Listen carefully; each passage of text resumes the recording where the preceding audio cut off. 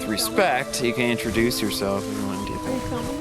Yeah, it's recording. Oh, cool. Approaching the fairy ring now. These are nicknamed commonly as fairy rings. They have a lot of beliefs. Some cultures it's a positive thing, and some it's a negative thing. And some of the beliefs are like what she's doing. If you enter it, there's either, some misfortune. It depends on what you believe. There's a scientific reason for this and how this kind of fungi grows. I guess you'd be the judge on that. I know the science, they just grow as they do,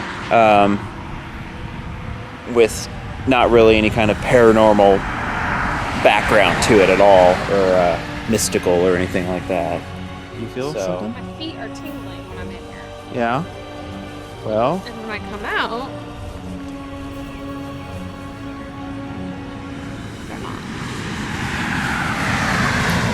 I'm convinced they're stealing they're stealing the electricity to power Underhill. That's why they grew around it. For 1,000 years, peoples of various cultures have regarded fairy rings with a strong sense of curiosity and some fear, believing them to be mystical, supernatural places. Folklore tells us these cultures across Europe have traditionally believed that fairy rings are the dwelling place of fairies, elves, witches, and other magical beings. And in some cases, they may be dangerous to enter. Even though fairy rings were thought to be little realms for fairies, dance, and play, lore suggests that if a human interrupted the fun, the cost can be deadly serious. Science tells us, though, fairy rings are patterns of certain types of mushrooms that grow in circular formations are naturally occurring phenomenon that usually appear year after year in lawns, fields, and in forests. They occur when the mushroom spore falls in a favorable spot, grows a mycelium, the vegetation part of a fungus, and spreads out an underground network of fine tubular threads called hypha. And then the mushroom caps appear on the outer edge. According to some encyclopedia superstitions, a North Lumberland tradition states that in order to investigate a fairy ring, one must run around it 9 times under the full moon. If one were to accidentally add a 10th circle, evil could befall the runner.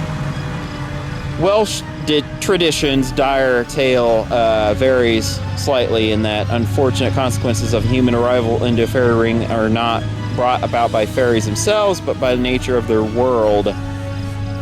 Not all myth surrounding fairy rings is quite so dark, however. Some legends say the fairy rings are in fact good luck, while Welsh tradition doesn't recommend entering them, but it is a good fortune to grow crops around them and allow livestock to feed nearby. They are said to improve fertility and fortune. Oh, I'm getting out of here. Fertility. No fertility here. But yeah, so in Germany, fairy rings were called Hexenring, or witches' rings, and were believed to be places where witches dance to celebrate Walpurgis Night, a festival that welcomes the beginning of spring. See? So it says because fairy rings are typically associated with magic and other worldly phenomena, they are regarded with awe as well as with fear. I've heard that sometimes you can sit quietly and maybe you'll be able to hear the sounds of laughter and joy and dancing of some fairies that may be or may not be around. And they come in various sizes. I think I read one that was over a couple thousand or a couple thousand years old. That was very large. They can get pretty big. This one's bigger than the one at Farrar, which some of you might have seen, because we have covered fairy rings briefly in another story in, I think it was like chapter 5 or 6. But yeah, so this is this one. I'm going to suggest entering. Well, you knew that, silly goose. I'm German and a witch, so... So you We believe do you weird take the things. belief of the Germans then? And the Irish. Mostly the Germans. Germans aren't scared of things, duh. We have the scary fairies. Yeah. Yeah, I think because of the electrical lines running through here, it's... Well, yeah, that can play a role. Scientifically, you have to debunk some stuff, and there is some electric here, and I didn't bring any instruments for EMF or anything, so this could have some radiating from it.